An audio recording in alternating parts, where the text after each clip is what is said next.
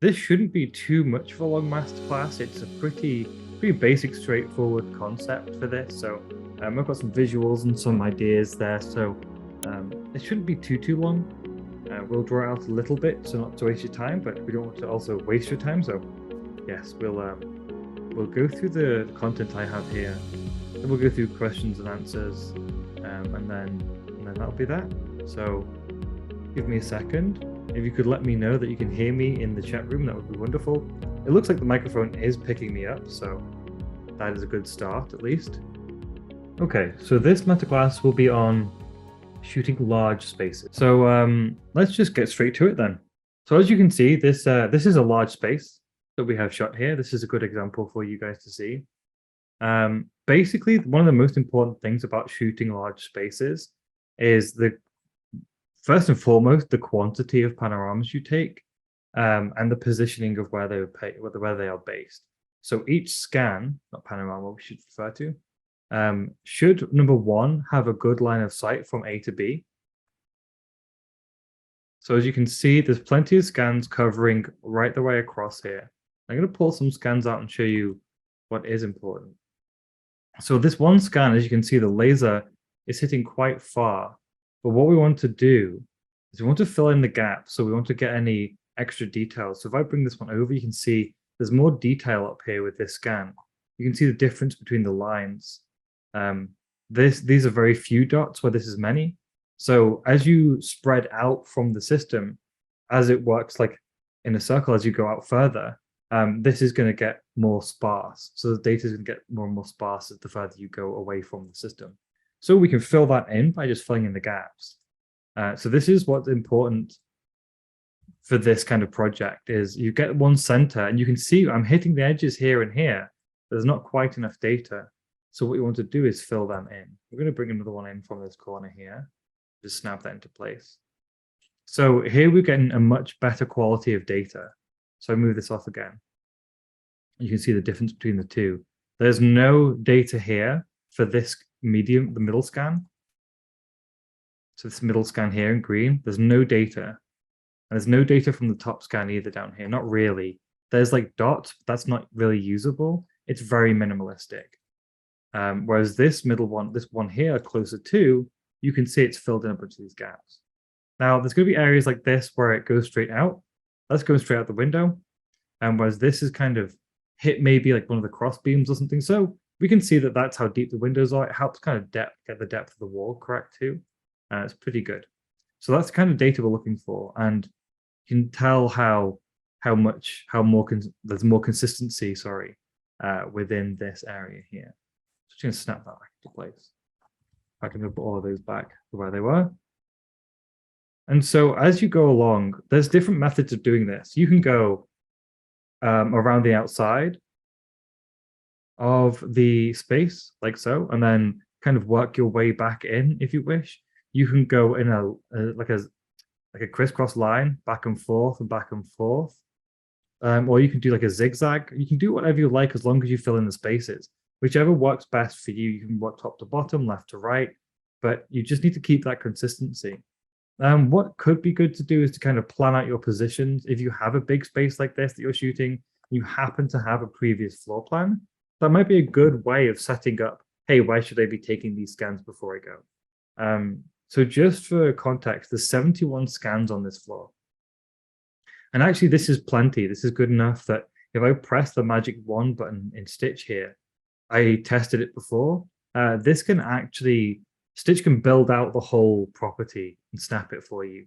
So even if you notice that it's not perfect when you first start off, I'm just going to press Control Z because I did a bunch of updates, but when we get to what it was before, you can see that the data is kind of not very well overlapped over here. So that's the snapping.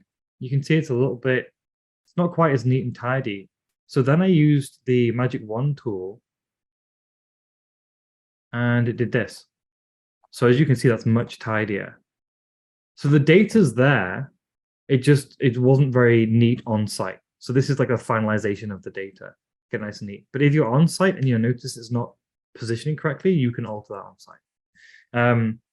This area, the scans are a bit more sporadic, but still, as you can see, it's covering all the bases. We've got every angle of each kind of pillar and everything covered. That's important if you want the pillars drafted in correctly. Things like that, especially for commercial spaces, which is most likely what these large spaces are going to be used for.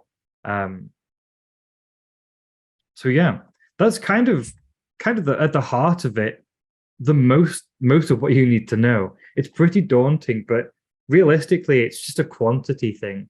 As long as you're taking those scans, you're getting all those spaces. And if we take a look at this piece of data from the corner here, we can see how dense this line is. This is a nice dense line, whereas over here, yes, the laser's reaching, but it's not really good enough. It's okay, and you can see there's a lot of black spaces. We need that filled in. So if I pull just panel from the other side, we can see that, again, that still kind of adds a little bit extra, but there's things in the middle that's missing. You're not getting all these pillars correctly in the center. It's just not quite enough data. I think that doesn't even fit properly there. Let's see. It's just not quite enough. So by building this out, doing multiple scans, you're going to come up with a nice, thoroughly outlined floor plan like this. So this is wonderful for the drafting team. It means they're not going to have to question or guess or do any of that, or send it back to you and say, hey, there's just not enough data for this area. You can go overkill. You can do more scans than you need to. So this is 71 scans. You could go up to 80, 90 scans for this area, and it would still not be, oh, that's way too many. Because at the end of the day, it's the collection of data that you're looking to get. The density of these laser lines really, really help to get a much better understanding of what this building looks like. So this is the main floor here. If you have any questions, please feel free to put them in the Q&A. I see that we have one. We'll get to those later. We also have the second floor here. So there's a couple of roof scans that we've got too. So this is the exterior, the second floor. So it's a bit less built up here. There's a few less scans. And when I did do the magic wand scan here, it wasn't quite able to put all these together.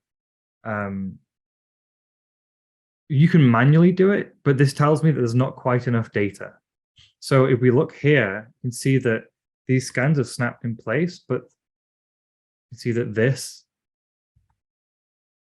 wall here is the same as this wall here, but it's not in the right place. So this actually should be around about up here, around about this section here, about there, which means that this one moves, then all of these have to move as well. So that's just due to this gap here for line of sight was a little too much. And I can see on the floor here, there's a big heap of, pile of sand leading up as the slope. But another scan could have been taken just before and just after. So just to double down on that area would have been a better improvement for this. More and more scans. So like one in the middle here, it's not quite as accessible as the main floor. But still, a few more scans up here would probably have been a little bit more beneficial, especially for around corners and through doorways, things like that. So that's just a good learning curve. If you can take them in doorways or just outside of doorways to get more overlapping data. Now, I could fix this, but I'm not going to in this example because that'd be a waste of your time and spend about 10 minutes just rearranging a few things. So this is actually quite a good example to show you. It looks okay. The data's there. It just needs a little bit of tweaking. To prevent that tweaking, more scans. So we go outside here, we can see that there's a few scans on the outside. These are always good to have, if you want to fully surround a property and get the inside and outside. And then we have like rooftops like this. So when it comes to rooftops, it can be quite difficult, especially if you want the rooftops drafted in for a commercial space or an area. The problem is that there's no real end over here. Can't really see anything down here apart from the second building that we get to. So when it comes to a rooftop place, what you want to be doing is, if you have the ability to take the tripod, the system off the tripod, so if you've got a Planix, this wouldn't work for an IMS5. If you have a Planix, you can take it off. You can take it off the tripod, it's got the feet on it, and you can actually put that all the way around the perimeter just to get those scans if the wall's high enough. The only problem is you need to do the same thing. So you need to be by the wall here and then work your way down like you would inside. So get a couple of scans across the back here for the back wall, like has been done. So we're capturing this back wall across the building. You can do that on the tripod, but as you move further away, you want to start filling in the edges a little bit more. And what you can do there is lower the tripod or take it off the tripod, depending on the height of the wall. We go to this scan here, we can see there's actually a wall along here. So that's good for the exterior. So we can hit this wall. But by the looks of it, there's nothing over here. Well, there is. This building is kind of enclosed. So to get this entire place, you'd have to go all the way across. But if this was an open rooftop, this would be a little bit more difficult.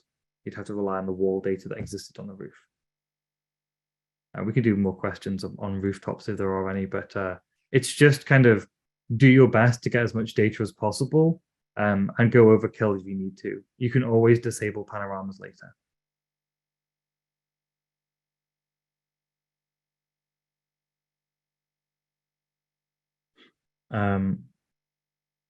So let's have a look at what this produced. So these scans, so I'm showing you here, this outlying area, and this one here, this one's nice and neat, as you can see. This produced an iGUIDE, yeah.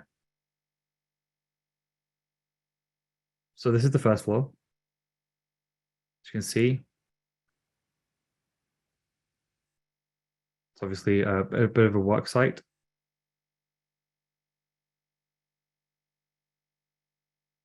Then going inside, even though there aren't currently, we've drafted in everything that's currently here.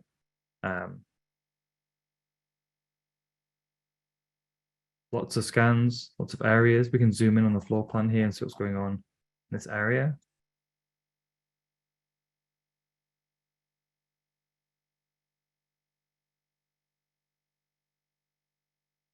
So for rooms like this, where you've got a lot of darkness, you have a couple of options. So I remember when I first started here, I did a basement of a school that was derelict and there was no lights, no electricity, nothing. And what I did, I took an LED light and stood behind the system as it was scanning one side. So for a Planix, you do two-shot mode. Say IMS5, you just as you were going behind it, holding the light up. So you can add extra light because even with using the HDR modes that we have for this, I'm not sure that this would lift up the visibility too much. And see how it's exposed here because you've got lots of dark and light. So a different HDR mode could have been used for this.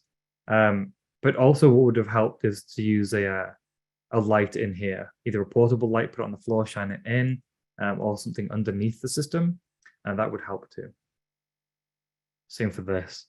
It's really dark in here, and that's really bright here, overexposed on the light, and dark on the shadows. So we have got HDR modes that could possibly have helped this. They were not used, obviously, in this shot, or if they were, then it just wasn't enough to lift the light in here. So now that we've had a look at this, let's have a look at the other floor, actually. Let's just, while we're here. So this was the floor that, second floor, I think it's the other way around in the stitch data.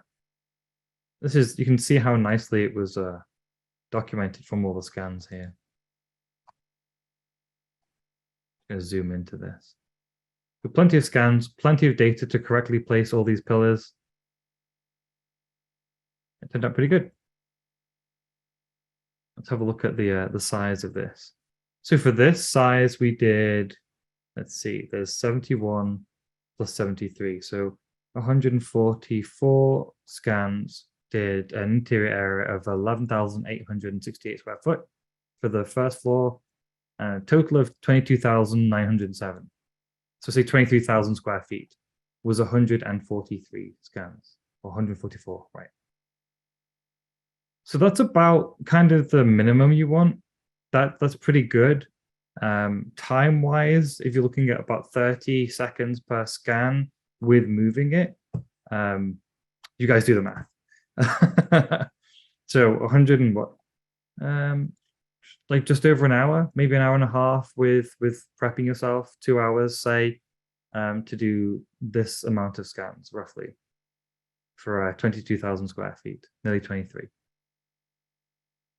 The exterior area is 25, if you can't see that. So we have a question here from anonymous attendee. Can you tell me the recommended feet between scans? So it's kind of, it depends on where you are in the room, like how many feet you are from the wall. Like depending, if you're 4 foot from a wall, the next scan across this room, let's just use this data for an example. And I don't know how many feet this is, but this is like a good idea. So let's just see. That's roughly nearly in line with there. So that's about 5 feet, I think. So about 5 feet between scans. And then as you can see, they've tried to do a bit of a zigzag every so often. So 5, 6 feet, maybe you could do some tests and push it a little more than that. But again, the more that you have within the area, the better the data is going to be and the easier it's going to be for you in the long run. So spending that extra time doing the extra couple of scans is going to make a difference.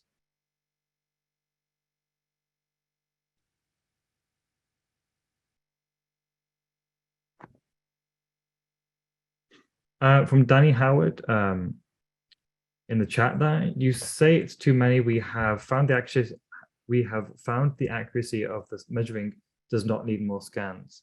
It depends. It depends on the area. The larger the area, the more scans is going to be required to get that density on the walls here. It's just going to allow for the drafting team to have an easier time to draft it.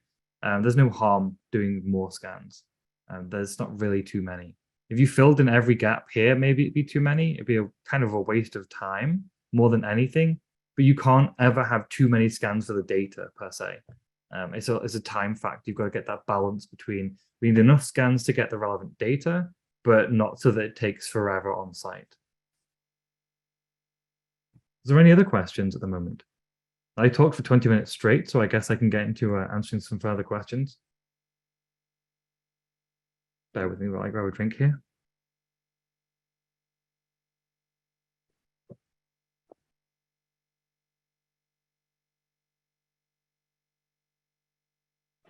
So this is an open building, quite an open building space. So while I'm waiting for you guys to write some questions up, if you have any, for areas such as, so I myself have completed a public storage, like a storage space scan, and found that it needed a lot more scans than this did for a similar square footage. And that's because you're going around corners, you've got to get that line of sight. So that's pretty important too. If you're doing a public or a storage space or an area like an office building where for commercial large spaces, where you've got lots of corners and turns and offices, and maybe you've got to go in between all of the cubicles that people have got set up, all those temporary barriers, then that's going to require a lot more scans because you're going to need line of sight from scan to scan. I don't know if I have a good example, maybe on this floor here. So if we treated this like cubicles, you can see we've got one scan into each cubicle with line of sight. And ideally, we could place this here just for argument's sake. Another scan here would have been good. Like inside the actual area itself, it's not required, but another scan inside would have been good. So you've got line of sight all the way down, line of sight all the way up, line of sight from here to here, and into this room here. As you can see, it's dark on the outside, but once you put in, you can get plenty of light into the system here. This is the kind of method you want to follow. So this is a good example here on the right, actually, where you've got a corridor, and then you've got a cubicle to your left and a cubicle to your right, cubicle to your left and cubicle to your right. So in this area here, typically you could have done 3 to 4 scans for this, but because it's broken up into many rooms, many different areas, you're going to need more scans. So places like an office building where you've got something like this, or a storage space where you have got corridors and alleyways and nooks and crannies to kind of shoot in, it's going to take more time, more space. So when you're quoting, maybe take that into account because you know you're going to be doing more. You're going to be spending more time on site. It's going to take longer than a big empty space. So I can guarantee that this section here probably took just as long as this section here, but there's just more to shoot in these areas. So this versus this, same amount of time for different area, different spaces, much smaller space, like what, almost a third of the size, maybe. So when you're doing your quotes and you're doing spaces, commercial spaces, you've got to think of that too. If they've got pictures, or if you can go to site to give them a quote, or something like that, or if you know exactly what they're going to be doing, you can set your time scale based on how much time you know, the complexity of the site.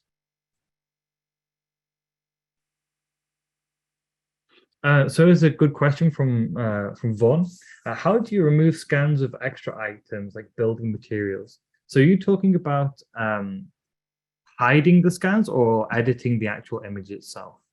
To hide the scan, all we have to do is, for example, in Stitch, we can right click on the scan itself and say hide in iGUIDE, and that's going to go hollow. That means that this scan, and it's red on the left hand side, this scan is now disabled. So in the public view of the iGUIDE, you wouldn't see this. So what you could do is you could have an entire iGUIDE scan like area. Say this area was all finished and this was being built on, but you wanted to still scan it and hide this being like under renovation area. You could just disable all of these scans. Yeah, that's what I would do. To edit the image itself, now you can either do that by opening up. Hang on a minute. Let's see.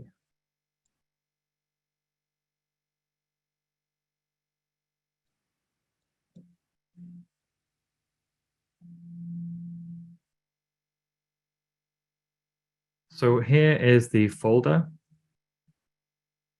What you could do is, so this is the Stitch data. This is the data you've captured on your system and you've pulled over to your computer. You can go into here, go into the scan where you want to blur or hide it. See this H1 and H2? That means that it was done in two-shot mode. What you would need to do is edit H1 and then edit H2 as well. You can see that Chris appears and disappears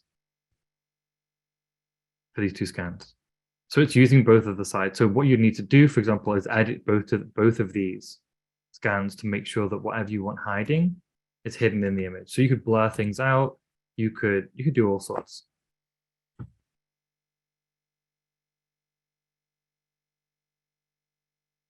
Do we have any other questions on large spaces? Is there any concerns that people have? Anything not too clear? It's relatively straightforward when you think about it or when you've been shown, but it can be quite daunting when you first go in. I think it's just easy to remember. As long as I capture all the spaces and I do as many scans as I can, and make sure the data's good, you're going to be fine.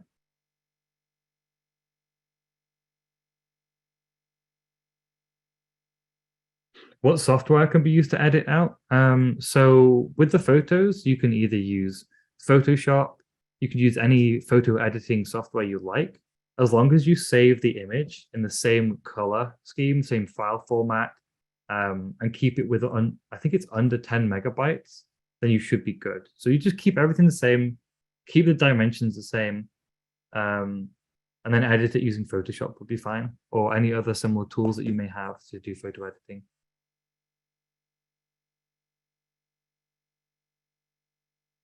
Or just pay somebody else to do it for you. Hand them all off and pay somebody else to edit all the things for you and then put them in. Don't forget to cost that into the quote. So yeah, there's a lot of things you can do. It's pretty straightforward. Danny, if you want to go over certain things privately, feel free to open the ticket. We can do a one-to-one through the ticket, answer any questions you might have so that you have them written down. That's always good. So if you note your questions in a ticket, that would be wonderful. The support team is very useful. And then you'll have that written down. You can take that with you instead of trying to remember it. And if that's not quite answering everything, and then we can maybe set up a one-to-one at some point in the future.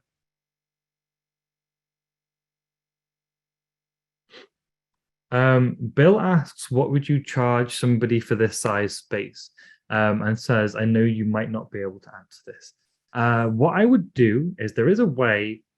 So we have a calculator on our website. So this is the kind of what you could do to start with. Now, where is it? Processing prices. So if we look in US dollars, US international cost calculator. So this was 25,000 square feet.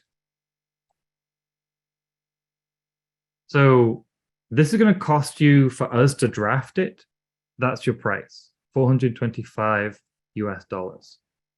Now, you've got to take into your hourly rates, how long you're going to be there, how long you're going to spend in Stitch, and then all the other things that you do, the processing of, making sure that it's set up right and all the things.